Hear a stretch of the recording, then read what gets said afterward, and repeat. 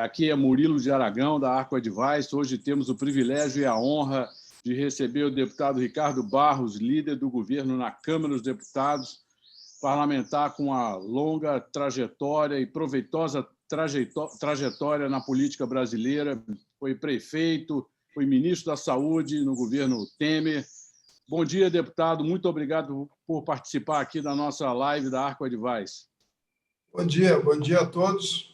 Estou à disposição para qualquer dúvida que vocês tenham aí sobre esse momento especial que passamos. Pois bem, deputado, eu vou começar logo com algumas perguntas. Como o senhor avalia o relacionamento do governo com o Congresso Nacional nesse momento? Acho que estamos bem.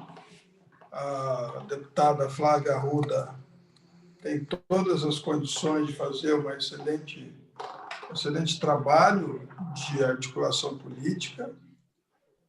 O general Ramos permanece no Palácio, ali na Casa Civil, no mesmo andar, ajudando também na articulação política. O Onyx Lorenzoni também volta para o Palácio, também ajuda na articulação política. Então, me parece que fica um time bem reforçado para esse novo momento em que precisamos de nos organizar com o parlamento para chegarmos a bom termo na votação das reformas. Ok. Deputado, houve, como o senhor sabe, uma repercussão negativa no mercado por conta da aprovação do orçamento da União na outra semana, no final da outra semana. Inclusive por conta, enfim, da derivação de verbas para verbas que eram consideradas de uso mandatório para emendas de parlamentares. Ao longo da semana, parece que ocorreram alguns recusos do relator, senador Márcio Bittar, mas como o senhor vê essa questão como um todo, do encaminhamento do orçamento, e se isso, de alguma maneira, trará algum risco à manutenção do teto de gastos? Olha, não vejo risco para a manutenção do teto de gastos. O orçamento será sancionado dentro do que for possível, dentro da Lei de Responsabilidade Fiscal. As alterações necessárias serão feitas, sem dúvida nenhuma. Não tenho nenhuma dúvida de que o orçamento será corrigido, se isso é necessário que seja feito. E a deputada Flávia Arruda foi a presidente da Comissão de Orçamento, é a secretária de governo e, portanto, tem a responsabilidade de organizar a sanção do orçamento que ela mesma presidiu a votação. Então, eu estou bem tranquilo quanto a isso. Eventuais correções serão feitas para viabilizar a sanção do orçamento e, se houver alguns excessos, serão corrigidos. Deputado, o presidente Bolsonaro é um dos presidentes que mais teve vetos às leis e também o que sofreu o maior número de derrotas desses vetos em votações no Congresso. O senador Eduardo Gomes, líder do governo no Congresso, explica que muitos dos vetos foram baseados não em questões de mérito, mas sim em questões de realidade, já que eram projetos de lei que embutiam algum tipo de inconstitucionalidade ou alguma ameaça à questão do equilíbrio fiscal. No entanto, com relação ao orçamento, sempre há uma discussão tensa, como se verificou no ano passado, com a discussão do orçamento de 2020, antes mesmo da pandemia. O senhor vê que a ocorrência de vetos será recebida no Congresso com tranquilidade, ou seja, isso não irá provocar uma crise na base governista ou uma crise de relacionamento com o governo? Não, eu acredito que isso vai ser resolvido. O nosso modelo de consolidação da base do governo está muito relacionado com esse atendimento das emendas parlamentares, na medida em que o governo não cede ministérios, não cede estatais, tem um relacionamento de outra ordem com a base parlamentar. Então, é fundamental o atendimento das emendas na base dos deputados e, por isso, é tão importante esse ajuste no orçamento. Mas ele está feito dentro estará feito dentro da boa técnica e até porque o objetivo do presidente Arthur Lira, do presidente Pacheco e nosso, da liderança do governo, é que essas emendas sejam atendidas, porque com estas emendas atendidas é que nós teremos base para votar as reformas. Então, temos que chegar num bom acordo sobre isso. Acordo político é para ser cumprido, então nós temos que correr atrás dele. Deputado, o senhor apontou um detalhe muito importante na realidade brasileira. O presidencialismo de coalizão antigamente se baseava, sobretudo, na distribuição de cargos e também na execução dessas emendas parlamentares. Muitas vezes, aliás, a maioria das vezes, para a oposição, por exemplo, elas não eram executadas ou eram executadas parcialmente, e mesmo para a base governista, elas eram executadas com limitações. A partir de 2015, numa sucessão de decisões constitucionais, o caráter das emendas se transformou em positivo. O senhor vê que isso formou uma nova espécie de presidencialismo de coalizão no Brasil, ou um presidencialismo compartilhado, como diz o presidente Fernando Henrique Cardoso, ou um semiparlamentarismo, como diz o presidente Michel Temer? Qual é a sua opinião sobre isso, deputado? Nós somos um presidencialismo de coalizão. Os presidentes da República, os últimos todos, se elegeram com 10% da Câmara e 10% do Senado, no seu partido. Logo, precisam compor com o centro. Quando o governo era de esquerda, era o centro-esquerda. Agora, o governo é de direita, somos centro-direita. Mas é o centro que tem votos para decidir as matérias. Então, não há nenhuma dificuldade de entender claramente qual é a regra que se estabelece para a boa convivência da base parlamentar com o governo. Se você parte do princípio que existem emendas impositivas individuais, na ordem de 16 milhões de reais para todos os deputados, governo e oposição, mais 7 milhões de reais, em média, de emendas impositivas de bancada, que são emendas que são repartidas entre os parlamentares. Então, nós temos aí, para os deputados do governo e da oposição, 23 milhões de reais de emendas. Logo, quem é governo precisa ter mais do que isso, porque senão, que vantagem? Sendo governo, sendo oposição, tem o mesmo valor. Então, aí tem mais um tanto de emendas que são destinadas à base do governo. E é disso que se trata esse acordo que está sendo consolidado no orçamento da União. Ficou claro. Deputado, a comissão mista da reforma tributária foi prorrogada. Qual é a perspectiva do tema a avançar? E eu incluo aí nesta pergunta uma outra, para o senhor responder em conjunto, se, ao lado da reforma tributária, que trataria da redistribuição de tributos, nós não iremos precisar de uma reforma tributária que redefina as regras de renegociação das dívidas tributárias, como foi anunciado pelo presidente do Senado, Rodrigo Pacheco, e também redefina a relação do contribuinte com a Receita Federal. Ou seja, eu aqui faço uma pergunta se não haveria necessidade de termos duas reformas tributárias, uma voltada para o marco de cobrança de impostos, repartição de rendas, ou seja, essa relação de definição do que é cobrado. E a outra reforma seria uma reforma destinada à relação do contribuinte com o sistema tributário, que é muito caótico, é um sistema que exige 2.000 horas quase por ano apenas para se pagar imposto, quanto que a média mundial é de 400 horas, um pouco abaixo de 400 horas, onde a liberação de certidões é caótica, ou seja, onde o sistema é caótico em si.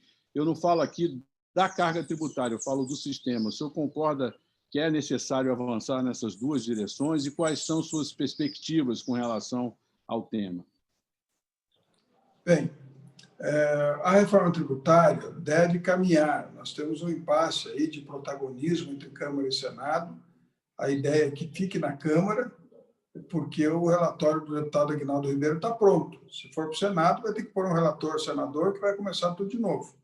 Então, como a reforma administrativa está na Câmara, então então uma para cá, uma para lá, né? O Pacto Federativo estava lá no Senado, o PEC emergencial já foi votado, já foi resolvido. Então, ainda temos esse pequeno impasse para resolver. A questão da reforma tributária, ela trata de uma coisa muito complexa. Reforma tributária para o contribuinte é pagar menos imposto, para o Estado é arrecadar mais, para o município é tomar mais dinheiro do Estado e para o Estado tomar mais dinheiro da União. Então, todo mundo quer ampliar o seu espaço dentro da reforma, né? Mas o contribuinte quer pagar menos. Então, é muito complexo mesmo a votação de uma reforma tributária. Mas vamos enfrentá-la. Eu não vejo dificuldades que a Câmara vote esse ano a reforma tributária. A questão da reforma, que você está falando de um novo refis, do relacionamento, né, do contribuinte com a Receita, o ministro Paulo Guedes defende o que se chama de passaporte tributário, que seria uma redução de todos os débitos que as empresas e as pessoas físicas têm com a Receita, a valores bem baixos, mas que seriam pagos, né? Não parcelados pela própria Receita. Então, a ideia é reduzir esses valores para retirando multas, juros, fazer o máximo possível de redução dentro do que a lei autoriza, né? Que a lei não autoriza a reduzir o principal, então precisaria, a não ser que se faça uma lei específica para isso, e aí nós teríamos as empresas pagando lá 10%, 5%, 15%, 20% do que devem e seguindo vida para frente. Mas as empresas pagam o imposto, não parcelam com a própria Receita Federal, né? Então, aí o governo tem uma arrecadação efetiva e esse financiamento do refis seria feito nos bancos privados. Esse é um caminho que o ministro está propondo, né? Alternativamente, temos outras soluções para essa questão do passivo tributário, né? Mas eu não sou muito assim adepto daquela, vamos dizer assim, de um exercício de contabilidade fiscal, descontar prejuízo, fazer isso, fazer aquilo, né? Eu acho que a gente tem que trabalhar dentro de uma coisa mais real e que interessa ao governo. O ministro propôs esses dias, foi até mal interpretado, quando ele falou que ele quer propor a correção dos ativos da declaração de imposto de renda, né? E cobrar lá 3% ou 4%. Bom, se você corrige quando você vende, você paga 15% sobre lucro imobiliário, tá certo? Então, se você corrigir antes e pagar 3% ou 4%, quando você vender lá na frente, você não vai pagar os 15% de lucro imobiliário. Em compensação, vai pagar sobre tudo que você tem, a correção de 3% ou 4%, e não pagar só quando você realiza algum ativo. Também tem sentido.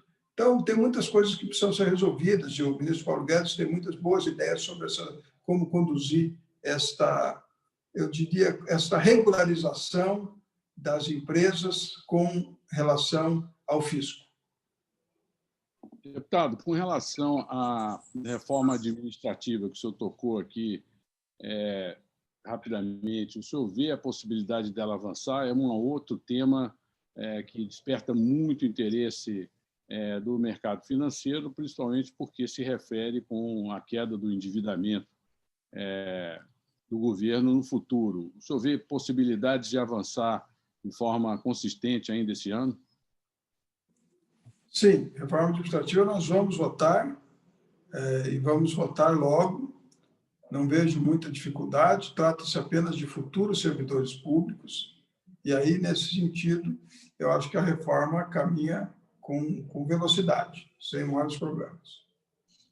Tem um outro tema de muito interesse também do mercado financeiro, que diz respeito à cobrança da CSLL dos bancos. Haveria ainda espaço para, no tratamento dessa questão, se aumentar a cobrança da contribuição? Enfim, qual é a sua expectativa sobre o tema? Deputado, a sua Câmara está fechada. Eu estou tentando resolver aqui, espera um pouquinho. Já vou resolver. Estou entrando no Zoom aqui, mas não estou achando... Eu estou com o telefone da minha assessora aqui.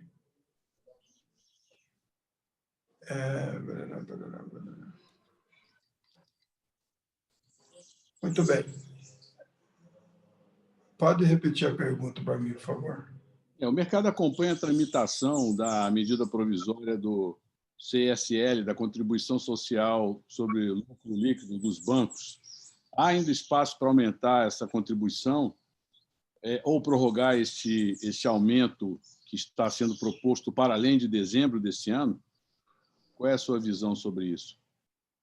Não, eu acho que já estamos num nível razoável, né? Já houve essa alteração aí para compensar o PIS/COFINS de combustível, que talvez retorne, né?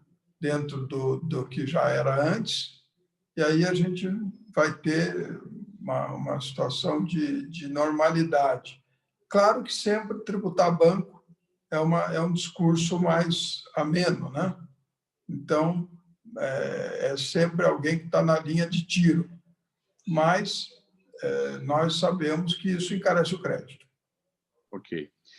Outro tema de muito interesse do mercado é a medida provisória da tributação de lucros e dividendos de fundos de investimento também. Ou seja, a inclusão na medida provisória da CSL da tributação de lucros e dividendos de fundos de investimento. O senhor vê isso também como uma maneira possível de acontecer? Isso é um tema que também entra no cálculo político aí da tramitação da medida provisória? Eu acho que é uma coisa que pode acontecer, mas não lembre-se que há um mantra do presidente, né? Não haverá aumento de carga tributária, não haverá fura-teto.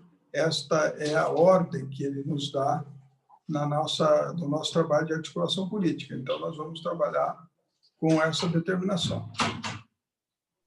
O senhor vê, deputado, também um êxito na aprovação da medida provisória da Eletrobras, tema também que interessa muito aos investidores, com a possibilidade de destravar uma montanha de investimentos no setor? Como o senhor vê essa possibilidade?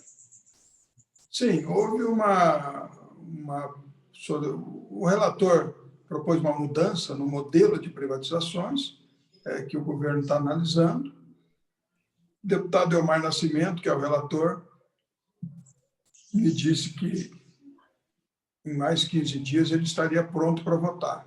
Vamos ver, eu não fiz uma reunião ainda, farei na liderança do governo, com ele, com as esferas de governo, para entender o nível de convergência do relatório.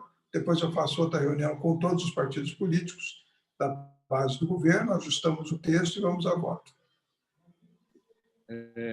Deputado, existe um projeto de lei sobre licenças ambientais que está aí tramitando desde 2019 sem chegar a lugar nenhum. É um tema relevante, muito relevante para os investimentos na área de infraestrutura. Muitos deles são paralisados por conta da demora do Brasil dar esse licenciamento e que nos trava investimentos, já que países como a Austrália, por exemplo, que também fazem grandes investimentos na área de infraestrutura e mineração, têm processos ambientais muito mais rápidos, processos de licenciamento ambiental muito mais rápido que o nosso e, evidentemente, ganham vantagem no mundo do comércio.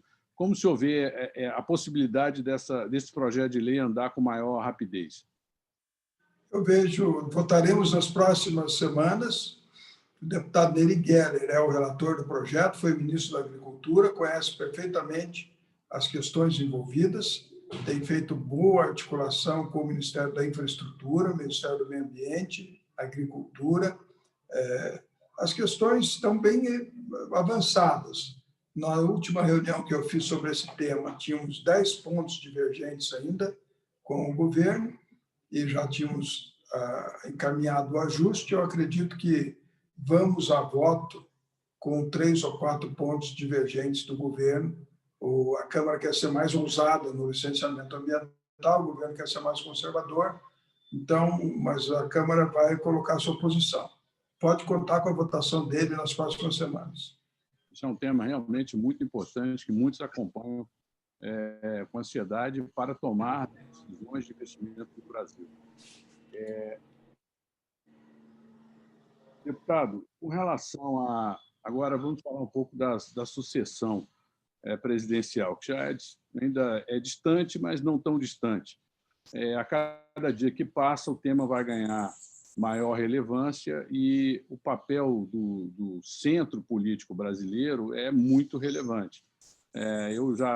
Eu tenho escrito muito sobre o tema, não sei se o senhor leu, escrevi agora, no fim de semana, um artigo aí, Inevitabilidade do Centro, né, do Centrão, né, como todos dependem do Centrão de alguma maneira, e também, no outro sentido, do centro político, que às vezes é um pouco maior do que o Centrão, e aí eu retomo uma expressão que o finado e histórico almirante Hernani do Amaral Peixoto dizia que o Brasil, quando entra em crise, quem resolve é o centro político, é o centro que faz a ponte entre a esquerda da direita e a direita da esquerda para o país se entender. Nesse momento, hoje, não existe, vamos dizer, um centro definido para as eleições. Existem pré-candidaturas, muitas delas questionadas até internamente nos seus partidos. Então, o centro está vazio, né? Como o Centrão vai se posicionar com relação à sucessão presidencial?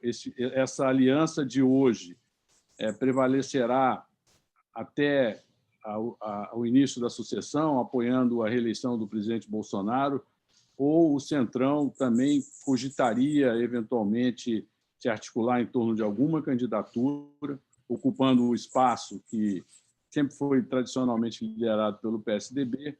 Como se vê essa situação aí? Ou até mesmo uma aliança com a esquerda, porque o Centrão também esteve no governo Lula. Então, não haveria uma incompatibilidade de convivência, enfim.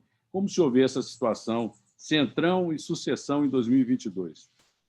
Acho que a maioria do Centrão estará com o presidente Bolsonaro. Alguns, eventualmente, possam caminhar para a esquerda com o presidente Lula e um ou outro vai aventurar, lançar um nome para tentar ocupar o espaço. Se você olhar no nível de radicalização que nós temos hoje, uma candidatura de centro, uma única candidatura alternativa teria chances de chegar, né? Só que não tem uma única candidatura alternativa. A esquerda não será unida por Lula, ela vai dividida, e o centro também não vai se unir em torno de um nome só, vão ter vários. Então, aí, como pulveriza o centro, acaba que o segundo turno vai ser entre PT e Bolsonaro. Então, se é isso, vamos a esse quadro, né? A única alternativa para isso não acontecer seria se todo o centro se reunisse em um único nome, o que é inviável. Perfeito. Bem claro, é verdade. Nesse sentido, hoje as duas grandes narrativas presentes na sucessão são as narrativas do presidente Bolsonaro e a narrativa do Lula. Ciro Gomes tenta ocupar um espaço, mas não constrói a narrativa. O Sérgio Moro, que foi especulado como possível candidato, é um piloto sem equipe, né? Porque poucos partidos talvez tivessem capacidade de recebê-lo, né? Até por razões de todos os desdobramentos da Operação Lava Jato. Deputado, o senhor vê vontade no Congresso em prosseguindo a situação da pandemia e que seja declarado estado de calamidade pública novamente? Quer dizer, se isso é possível de acontecer? Possível é, se não houver um arrefecimento da crise da Covid. Mas me parece que caminhamos já para uma nova tendência de queda. Temos auxílio emergencial por 4 meses, de modo que esperamos que normalidade, a partir de julho, agosto, com uma vacinação já bastante avançada, possa ser uma expectativa que a sociedade brasileira tenha no horizonte. Obviamente, se tivermos nova cepa, nova crise, isso será considerado como foi agora considerado a renovação do auxílio emergencial. Muito bem. Deputado, o senhor vê superado o episódio com os militares, com a saída do ministro da Defesa e a troca dos comandantes das forças, isso já deixou de ser uma preocupação? Como o senhor vê o episódio e os desdobramentos? Não houve episódio nenhum, na verdade. O Ministério da Defesa foi trocado por simples acomodação. Ramos foi para a Casa Civil e Braga Neto foi para a Defesa. Entendeu?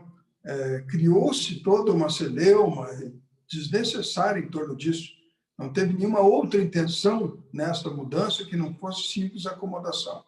Então, é lamentável que tenha acontecido esse episódio de renúncia dos chefes das Forças Armadas, mas também é natural que quem chega no Ministério quer ter pessoas do seu relacionamento, da sua confiança, no seu entorno. Então, tudo dentro da normalidade. Deputado, eu queria fazer uma observação aqui. O senhor é muito objetivo, hein? O senhor parece executivo do setor privado, né? Respostas curtas, densas e na lata, né? Não tem mimimi, nem tem... Não são muito políticas, são absolutamente na veia. Isso é muito bom, porque eu fiz um monte de perguntas aqui e o tempo não passa, porque as respostas vão sendo respondidas uma atrás da outra. Então, eu queria, já encaminhando para o final, fazer algumas perguntas mais de natureza conceitual. O senhor acredita que o Centrão, vamos voltar a falar do Centrão, tema que eu sempre gosto de tratar, até porque assistir o nascimento do Centrão na Constituinte, né, com o Guilherme Afife, Luiz Eduardo Magalhães, Roberto Cardoso Alves, né, e o Ricardo Fiuza também, enfim, e eu assisti aquilo tudo. E isso tinha um papel muito importante, porque havia ali um progressismo que ia levar o país a um sistema muito mais esquerdista na área econômica do que foi. E, nesse sentido, a economia se salvou um pouco, apesar de termos aprovado, naquela época, o tabelamento da taxa de juros, né, que é uma excrescência constitucional se tabelar juros pelo ditame da lei maior. Mas, enfim, o senhor vê que o Centrão, como instituição, vamos dizer assim, não é uma instituição de limites claros, até porque ela vai e volta, ela incorpora setores do MDB, por exemplo, incorpora setores de outros partidos, ela se mistura com as bancadas de interesse poderosas, como a bancada ruralista, a bancada evangélica. O senhor vê que há uma marcha de simplificação da fragmentação partidária por conta das novas leis. Já na próxima eleição não será permitida a coligação para eleições legislativas. O senhor vê isso como um problema para os partidos que integram o Centrão, ou isso faz parte da vida e, na hora da consolidação, o Centrão estará presente com menos partidos, mas poderoso como sempre? Qual é a sua visão de futuro do Centrão? Bom, o centro vai ser sempre a maioria no Brasil, né? A não ser que nós pudéssemos reduzir tanto o número de partidos que um presidente pudesse se eleger com maioria do seu próprio partido. Aí ele não precisaria fazer as coligações e nem as coalizões de governo. Então, não me parece que essa perspectiva esteja próxima. Então, nós vamos ainda, nesta eleição, sem coligações, diminuir o número de partidos com representação e aí, obviamente, vamos fortalecer mais a articulação de centro, que está muito pulverizada também.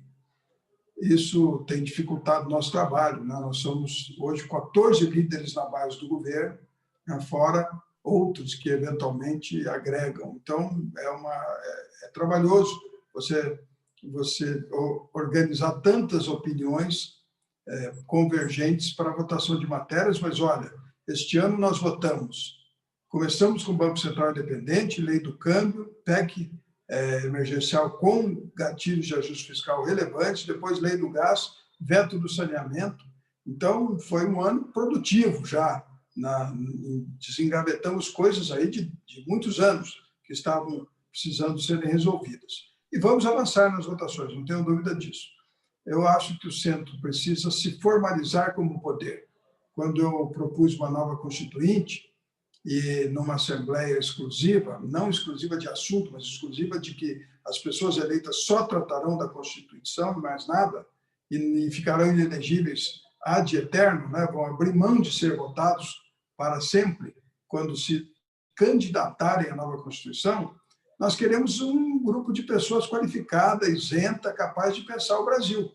Essa Constituição nossa, que tem mais de 200 vezes a palavra direitos e menos de 20 vezes a palavra deveres, é impagável.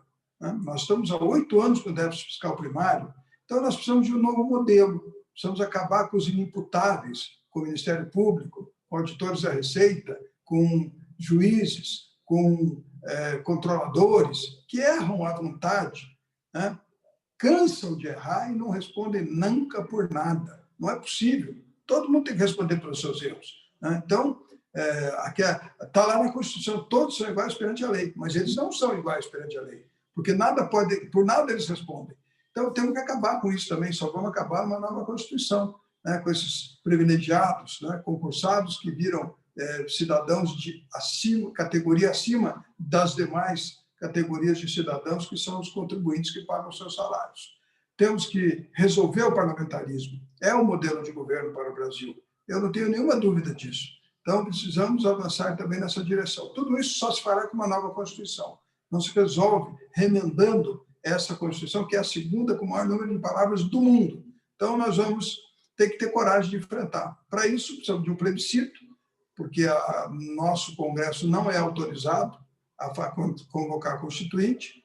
Tem que fazer um plebiscito. Se o povo concordar, teremos uma nova oportunidade de escrever uma carta que seja equilibrada entre direitos e deveres e que possa ser cumprida com a capacidade contributiva do cidadão. Ok, deputado. Eu também concordo com a ideia de uma nova,